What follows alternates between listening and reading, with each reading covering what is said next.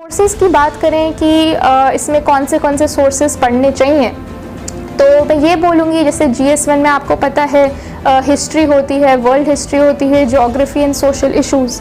तो सबसे पहले तो मैं यही रिकमेंड करूँगी कि जो हमारी 11th और 12th की जो NCERTs होती हैं, आप उनको काफ़ी अच्छे से पढ़िए, रिवाइज़ करिए, क्योंकि उसमें बेसिक इंफॉर्मेशन होती है जो आपका फाउंडेशन बिल्ड करती है। तो NCERTs बहुत ज़्यादा इम्पॉर्टेंट है। अगर हम आर्ट एंड कल्चर की बात करें तो मैंने नितिन सिंघानिया की बुक रेफ़र करी थी, क्योंकि मुझे लगता है उसमें रेलेवेंट इन्फॉर्मेशन प्रेजेंट है। अगर ज्योग्राफी की बात करें तो मैंने 11th और 12th की NCERT ही रेफ़र करी थी, और साथ में टाटा मैग्रॉ हिल की एक बुक आती है, उन बुक्स ने भी मुझे हेल्प किया था। अगर हम वर्ल्ड हिस्ट्री की बात करें तो वर्ल्ड हिस्ट्री की भी जो NCERT आती है क्लास 12 की, मुझे लगा वो NCERT ही सफिशिएंट रहेगी।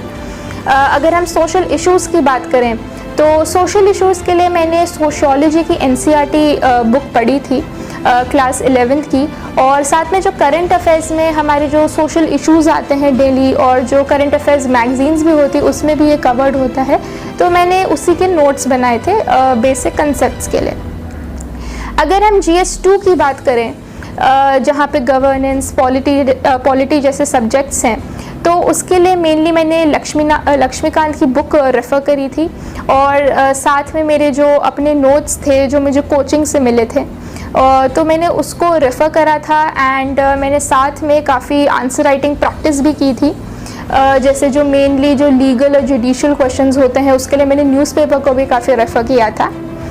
अगर हम इंटरनेशनल रिलेशंस की बात करें तो इंटरनेशनल रिलेशंस तो मुझे लगता है काफ़ी करंट अफेयर्स बेस्ड ही रहता है, क्योंकि जो न्यूज़ में चल रहा होता है वो पूछ लिया जाता है।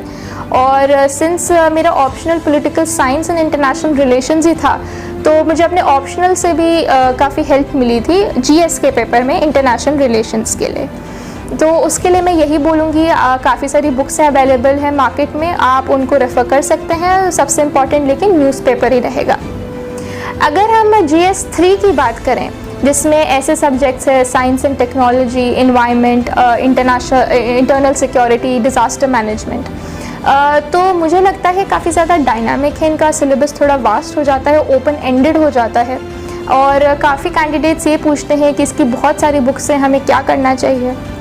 तो मुझे लगता है कि इनके लिए आपको मैक्सिमम 1 या 2 बुक्स ही रेफ़र करनी चाहिए, क्योंकि आप जितना ज़्यादा बुक्स रेफ़र करेंगे आप खुद कंफ्यूज्ड हो जाते हैं।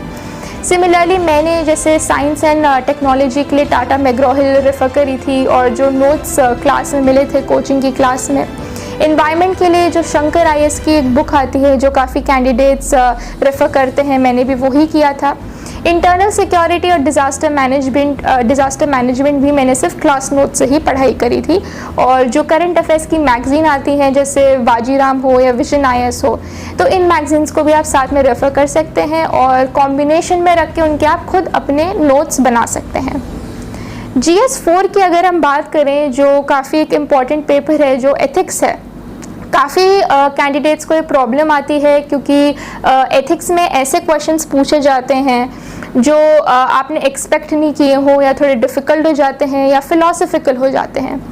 तो उसके लिए मैं यही रिकमेंड करूँगी कि एथिक्स के लिए आप previous year question papers refer करिए, आपको एक आइडिया मिलेगा क्या पूछा जाता है।